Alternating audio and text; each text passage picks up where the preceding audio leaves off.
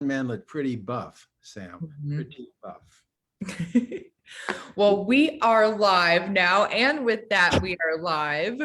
Uh, welcome, everybody. Welcome to our happy half hour. Coming to you live here on your Facebook page.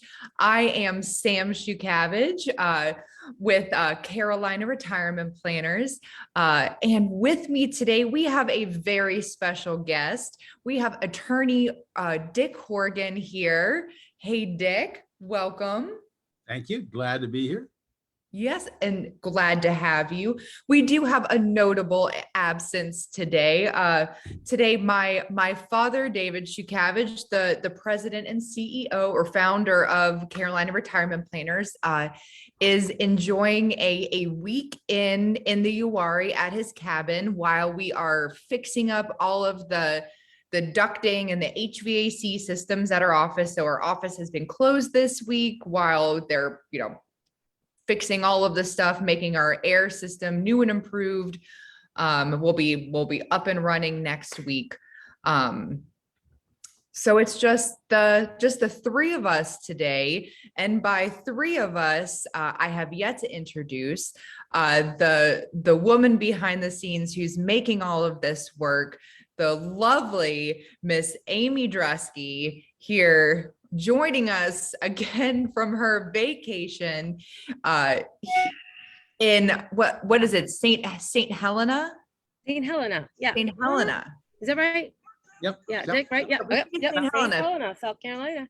If anybody watching thinks it's something different, please let us know. But we believe that it's called the island of St. Helena there in South Carolina, sipping on a skinny tequila sunrise. Yes, my daughter made this for me just for happy half hour. She's so sweet. I love her. I was like, oh, I need a drink. I need something fun. And look at this. It's got stuff and things. Oh, so sweet. It's so sweet. Okay, wait, no, I gotta go to work now. Okay, bye. Bye. And as always, we have no idea if you are here or not. So we would love it if you are here. You type hi in the chat.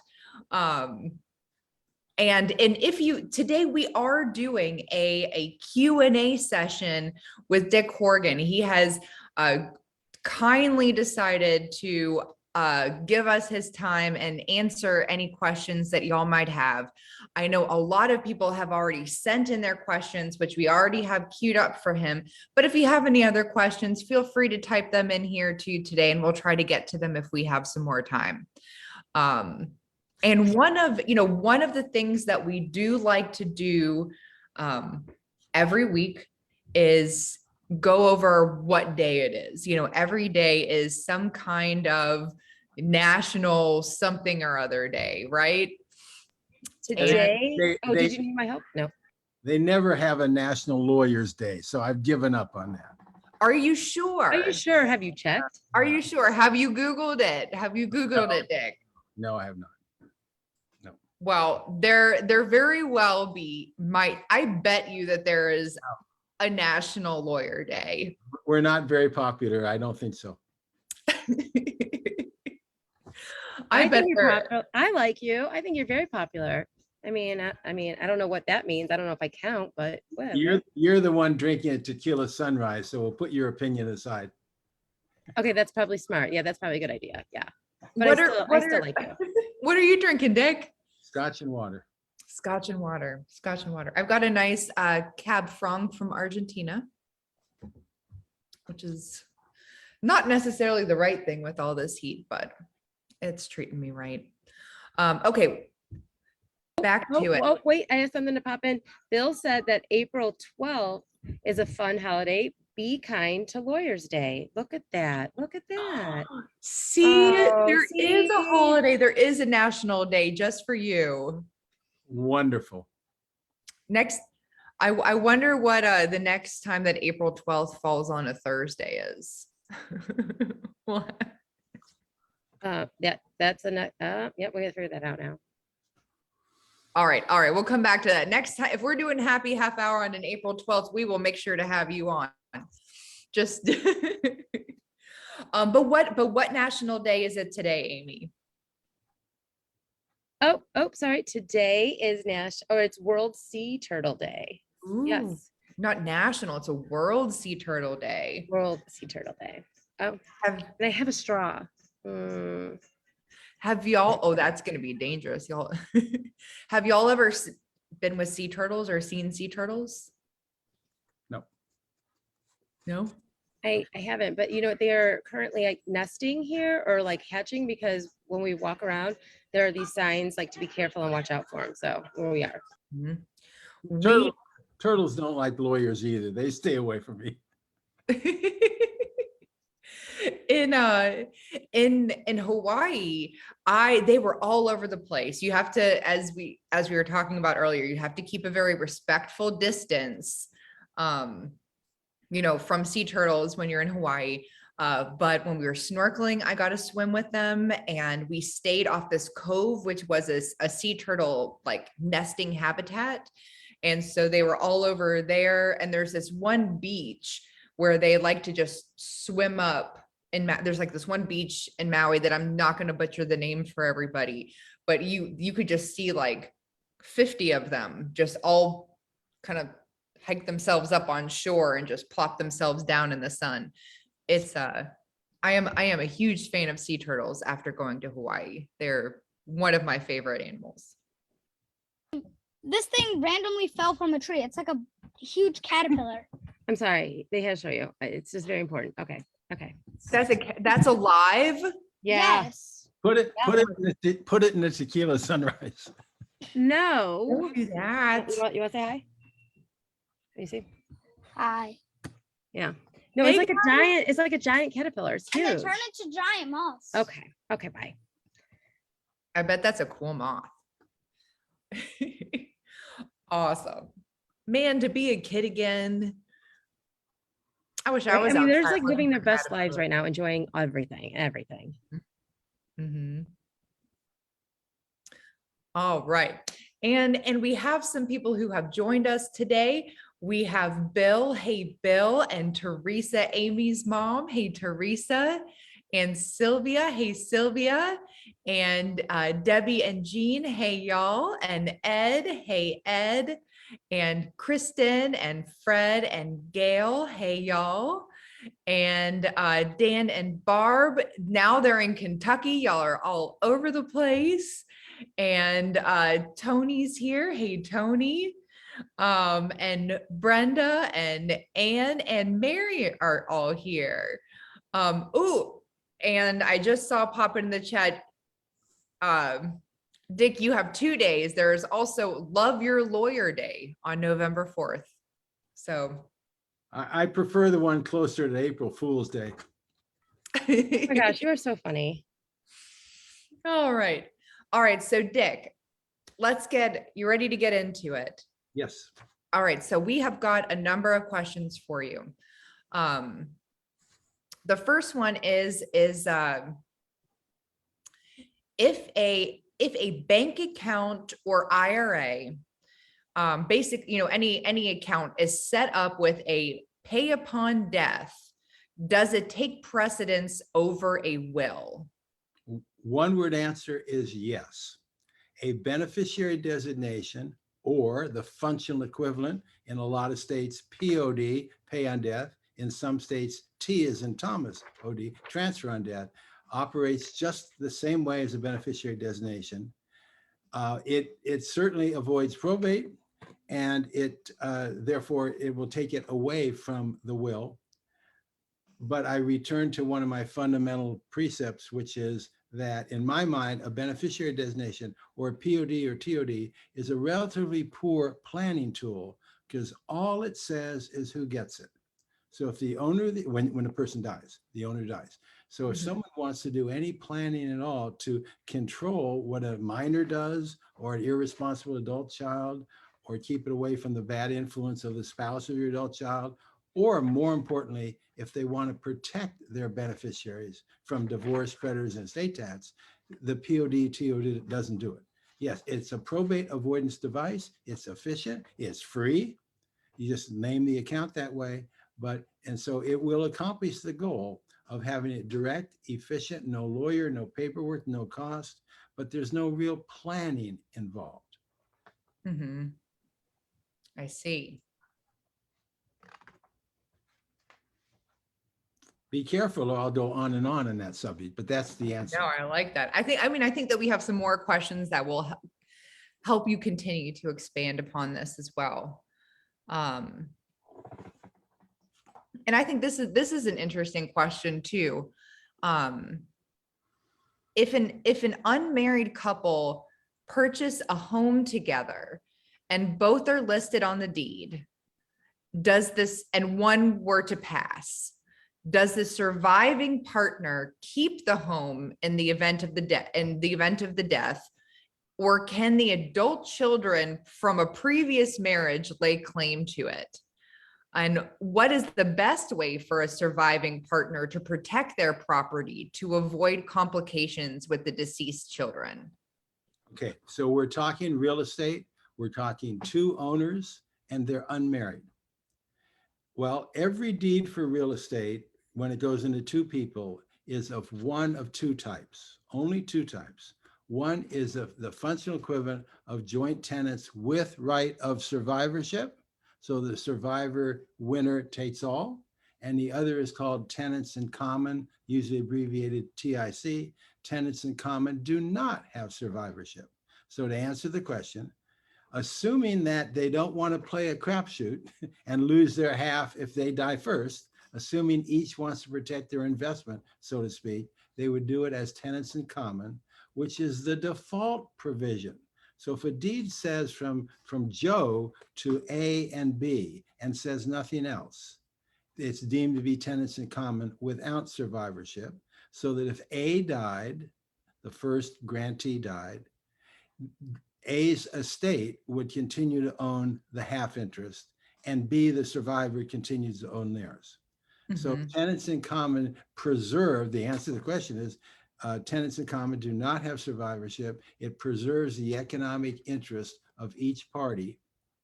And then the deceased person's will would govern who gets the real estate. Because if the deeds in North Carolina and the Eastern Seaboard, forget Washington and Oregon, they're crazy out there. Put them aside, they got some different rules. But on the East Coast and most of America, you do not have pay on death deeds. You do not have so-called beneficiary deeds. You just have the two owners with or without survivorship. So they should take it with no indication of survivorship, and then the deceased spouse, the deceased person's family will continue to own the same 50% and will therefore be protected. Okay. Now that's a problem in the sense of, okay, an unmarried couple buys a piece of property, one of them dies, and the children of that one who died are hell on wheels, difficult to deal with, you name it. Well, they're going to be inheriting half the property. So although it was wonderful for two people to own it together because they had a nice relationship, all of a sudden they're dealing with that terrible daughter or terrible son that they don't particularly like. And that can lead to a lot of friction, because when people have different interests and want to do different things, and it's 50-50, there's no easy way to resolve that. One wants to sell, one wants to keep, one wants to rent, one wants to not. So it's quite complicated. So it's not a one size fits all. The couple involved, the unmarried couple involved, has to give some serious thought to what happens if A dies, what their wishes, what happens if B dies. By the way, a trust would solve all of that. But they do not want to have survivorship, or then the surviving person owns it all, and the family or beneficiaries of the first to die will get zero because of the survivorship. Husband and wife, that's typically okay, but not unmarried couple. That's just Unless they want it that way. But very often, to keep it simple, the male kicks in half the price, the female kicks in half the price. They got some equity, and they don't want to lose that equity for their family if they happen to die first. Are you say that if they are unmarried and their wishes were that their share of the home did go to the survivor, Then they say, Would they be able to change the deed the way that the deed was written? of course. They do a deed from the two of them the way it was to the same two people, comma, joint tenants with right of survivorship. Mhm. Real piece of cake deed to do. So Mhm. yes, you can always change your form of ownership Okay. with a new deed. Remember, deeds control real estate, not contracts, not trusts. Typically, deeds control because the deed says who the heck owns it. Mhm. But if you wanted to keep it the other way, then you would need to have your estate planning determine what the family of the deceased were able to do. Sam, the easiest way to look at it is the two people involved have to figure out what they want to happen when one of them dies. Once they know what they want to happen, the how to make it happen is a piece of cake. Mhm. They could do it themselves. You don't need a lawyer to prepare a deed. Got to do it carefully, but you don't need a lawyer to prepare a deed. Okay. All right. So, okay, while we're on the subject of real estate,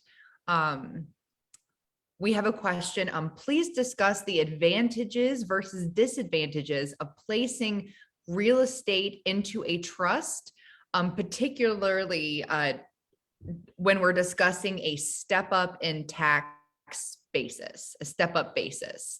I believe, he says, I believe that real estate in a trust retains the current basis when it passes on to our heirs. Is this correct or incorrect? Okay. Basically, if you have your home in a trust, do your heir and you pass, do your heirs get the step up in basis or do they lose that?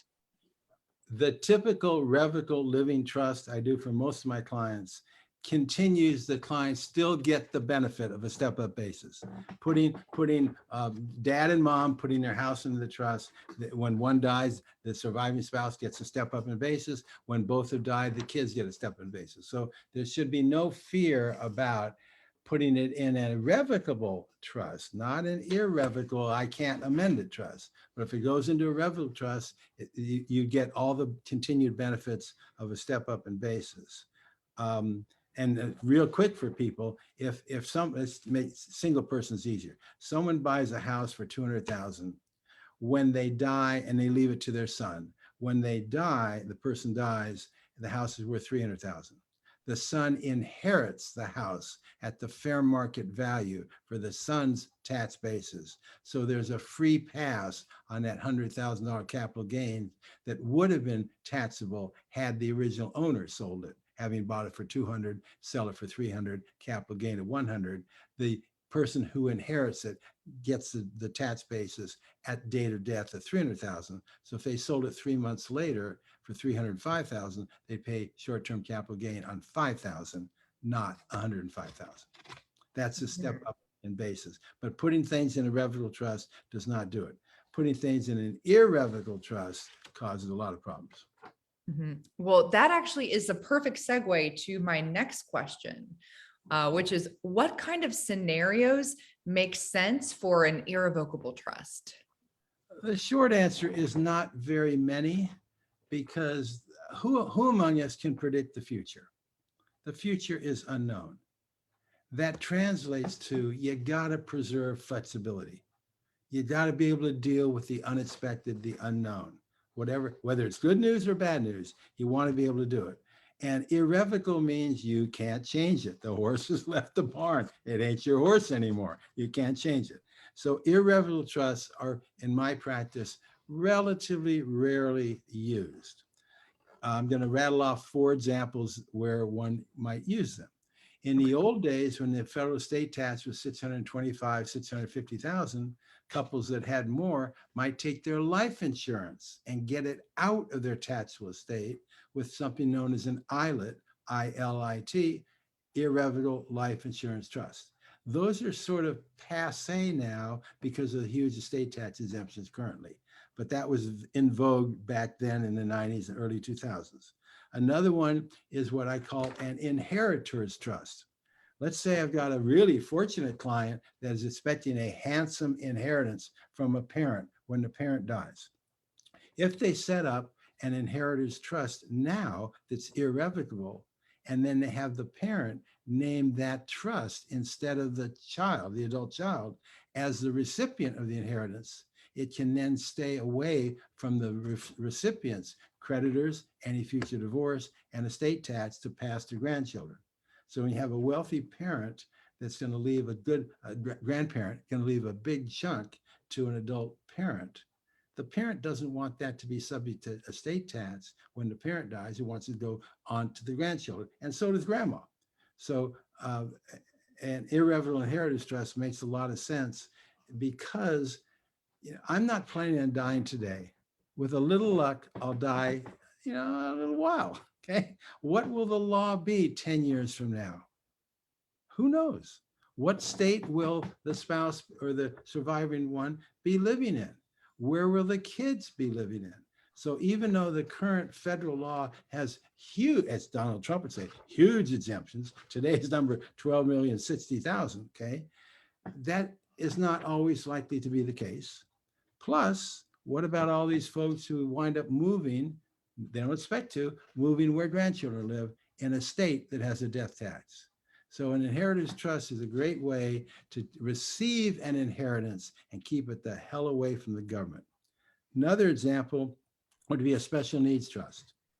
If you're going to have an inheritance received to be received for a child or a grandchild, sometimes, and they have special needs. They're qualified now and receiving governmental benefits like DSSI, or in the future they might be. You very often set up either a revocable or an irrevocable trust, very often irrevocable, for the benefit of that future grandchild, to keep it so it does not jeopardize any governmental benefits. And the final example that occurred to me, and I don't do much of this at all, I don't like it, is the whole nursing home spend down Medicaid issue. It's perfectly possible, you got to wait 5 years, but it's perfectly possible for someone to take their house, transfer it irrevocably to their kids, and retain a life, the right to live there. And the right to live in a piece of real estate is the functional equivalent of the income interest. Because what does real estate generate? It generates either rent or the right to live there. So it's sometimes used in Medicaid planning, but then the parents are dependent on their kids. They have no flexibility, can't downsize to a condo when they need, et cetera. So I'm not a big fan of doing that, but it's often used that way by other people. But irrevocable trusts are, you might say, the exception, not the rule, because you ain't getting it back if it's irrevocable. Okay. Now, thank you. That was enlightening. And now we have a question from Ed. And we kind of touched on this. So if you have anything new to expand upon, because we have 2 more. So if you have anything new to expand upon this, then do so. He says, what are the reasons for using a trust as owner or primary beneficiary on brokerage accounts rather than just listing the heirs directly as beneficiaries? So I would say to Ed, how much time do you have? I can go for 45 minutes on that subject alone, okay? The starting point, I think, is how limited a beneficiary designation is. You've all seen a beneficiary designation form. First part is about you, then who's the primary, who's the contingent. Not even a sentence about the wife or the kids or whatever, just who they are. So the beneficiary designation, it gets it to the people you want to get it to, but that's all that it does. So you have no control over what the beneficiary will do. Well, if the beneficiary is a 14-year-old granddaughter, maybe you want to have some control, okay? I can go on to that subject, but just to convey the importance of that, some people will leave a grandchild as a contingent beneficiary, the primary dies, and the grandchild is still a minor, and they're just a beneficiary designation, there's no trust. So you have a court-appointed trustee, a bond requirement that is expensive every year, an inventory and accounting, and just in the real world, the judge might appoint the latest campaign contributor to the judge's reelection campaign instead of Aunt Sadie or your sister or who you'd like to be the trustee. So that's a problem with beneficiary designations. Another one that I think is very important, take my situation. I lost my wife, but I've got one adult child. So everything my wife and I have, a little bit for the 3 grandsons, but everything's going to one person, okay? It's not huge, but it's all going to one person. If I just use beneficiary designations, my daughter would inherit it.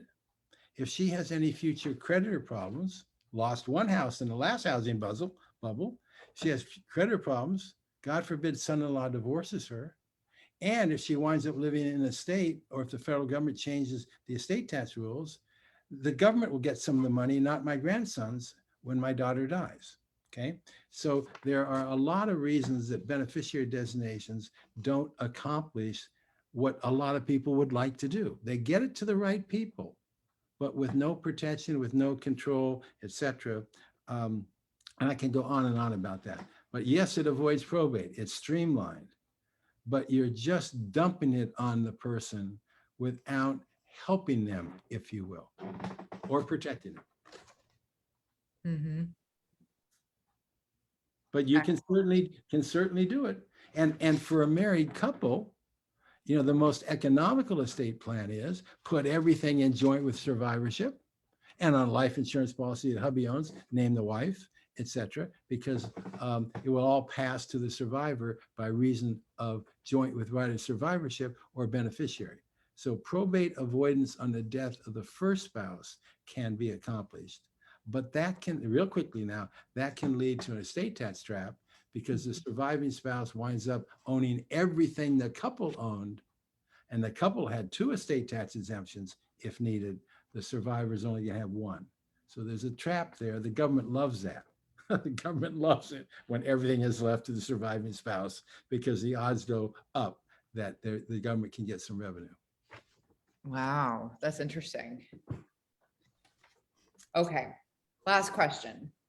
It's a long question, but we'll try to be quick because we're bumping up on the hour. Okay, and you've heard this question, so we'll try to, it's a long question, but we'll try to condense a little bit. It reads, my son has made a will revoking my trust. What are the implications? His explanation follows. Attached is the new will.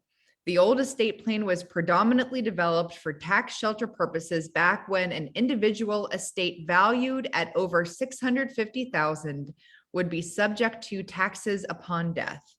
Since the estate amount has grown to 11 million per individual, leaving the more complex estate plan irrelevant.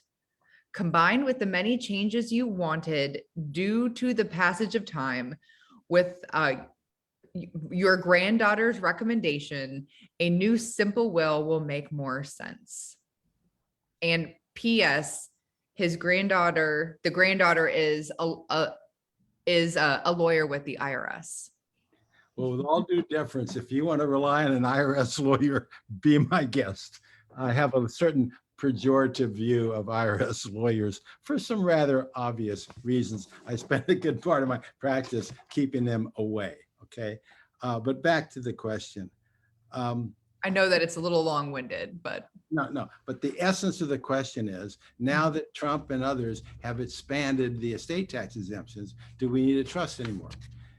Why can't we just have simple wills? Okay, that's an involved question, but let me try and attack it head on. A will has no effect until you die. A will only applies when you die, and only to the assets that come under the will, not to beneficiary designations, not to joint with right survivorship, and so forth. So if you're going to have a pretty will with a lot of nice provision, whatever you want to say, got a nice will, you got to run the assets through the will. And then the probate clerk starts going like this, because you're going to earn some fees, and you probably use a lawyer to help you and whatever. So a will is a ticket to probate. My clients have heard me harp on that issue. I truly believe that's the best definition of a will, because a will has no effect unless you run the assets through it, which means going through probate. So it has nothing to do with estate tax exemptions. I mean, you can easily spend several $1,000s, or in some cases more than $10,000, by using a simple will. Yeah, because the assets then have to go through probate. So there are many, another way to approach this is, many reasons other than what is the estate tax exemption to consider using a trust versus a will, okay? A will doesn't help you at all when you're alive. A will doesn't address disability, strokes, things like that, bad car accidents. A trust does. Trust accomplishes quite a few things. And the other thing is that very often a will doesn't go far enough. All to my spouse if he or she survives, then to the children in equal shares. Hopefully they added prosterpes to protect the grandchildren. But God forbid the couple loses an adult child. And therefore, obviously, America wants it to go to the grandchildren in that family, but they didn't go on to provide a trust for that grandchild, okay? And therefore, you have a court-appointed trustee and the expense load. And even if they did do that, you have court supervision over a trust in a will. You do not have the court supervision and fees and expenses in a trust for a young grandchild that is in a trust. You do if the trust is in a will. So there are a variety of reasons wholly independent of what the government says has to do with estate tax to seriously think about a trust. And the other thing is, people don't really realize this, and I say this to prospective clients, not to the existing clients, and that is that if you're going to ask an attorney to write a paragraph about anything, the same paragraph can go in a document called a trust as a paragraph goes in a document called a will. You still have to pay the attorney to write that darn paragraph. So the incremental cost of taking these paragraphs instead of putting them in a document called a will and put them in a different piece of paper called a trust, you get a lot of benefits for very little additional cost. People think trusts are for the rich. That's not true. You can get a lot of bang for the buck by using a trust, many more benefits, and you don't have to run it through the will and probate. I mean, I'm on a crusade on that subject. You know, if we had more time and I had another scotch and water, I'll hit them over the head with it. My fees are a fraction of what a very common probate cost is. So let that sink in.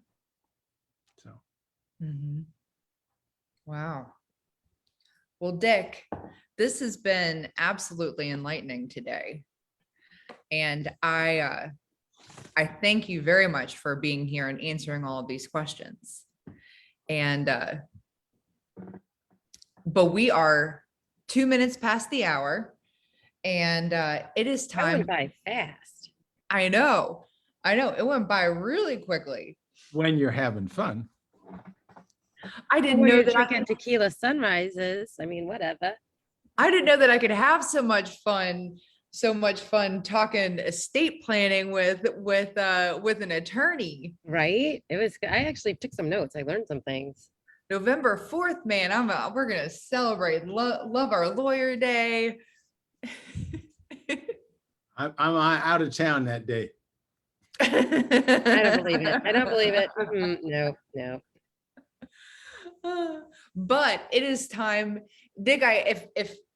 If you were here with me, I'd make you draw the name today. But unfortunately, I didn't make you write all the names. You could do the drum roll. Do the drum roll. Nick. So well, here, let me do my little spiel. So each week we raffle off 2 bottles of wine delivered directly to your door from Fermental Bottle Shop.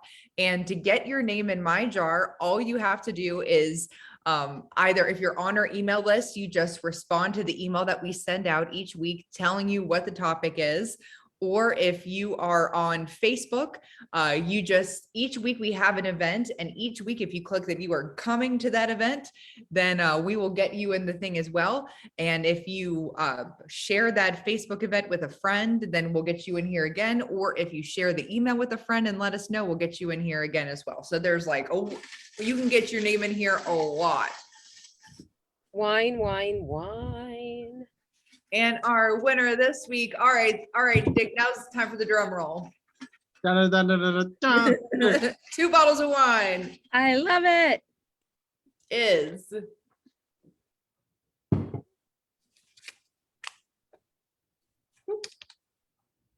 Scott R. So Scott R, congratulations. You have won 2 bottles of wine directly to your door. Huzzah. I assume this is not $2 Chuck. No, it's way Oh, better no, than no, no, no, $2 no. Chuck. Okay. No, we wouldn't do that to you. Okay. Unless you told us that like what you really loved is $2 Chuck, but then we would still probably not send that to you. I mean, is it even a thing anymore? I don't even think it's I don't $2. know. It's $3 now. I think. Oh yeah, okay. See, that's what I thought. $3 Chuck. That still works. How much Chuck would a Chuck cost if Would a woodchuck drink Chuck wine? I don't know. Well, thank you all for joining us today for our happy half hour. And thank you so much to our excellent guest today, Attorney Dick Horgan. We really appreciate you being here and Oh, great. answering all of these questions and bestowing us with all of your wisdom. We are so thankful for you being here. Yeah. My pleasure. Wonderful. I didn't even finish this drink. One day I'm gonna drink all of the drink in You 30 must- minutes. you It's must gonna not- happen. You must not be Irish. I think I'm a little Irish. Doesn't everybody have a little Irish in them? I mean, right? Isn't that I would hope so. I would think so. I think Yeah. so. All right. Well, thank you, everybody. Cheers. Oh wait, next week, don't forget. It's a big topic because we have to like keep our estate, like the digital estate planning, right? Oh yeah, we're talking about digital estate planning. Yeah, that's gonna be a big one. So yeah. Yeah. So we'll leave it at that as cheers. Yeah. Bye everyone. Cheers. Thank you. Cheers. Take care. Thanks, Dick. Thanks, Bye. Dick. Bye-bye. Thank you. Bye.